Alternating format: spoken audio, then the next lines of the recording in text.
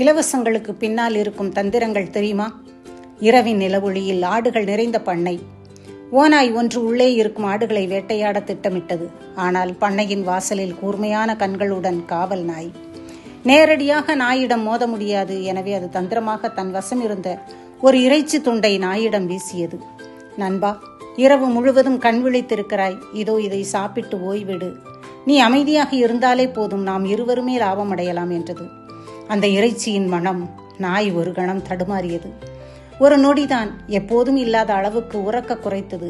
அதன் சத்தத்தில் பண்ணையில் இருந்தவர்கள் அனைவரும் ஓடி வந்தனர். திடுக்கிட்ட ஓநாய் கிடைக்கும் வாய்ப்பை கூட விட்டுவிட்டாயே என்று கூறி ஓடி மறைந்தது. ஆடுகள் காப்பாற்றப்பட்டன.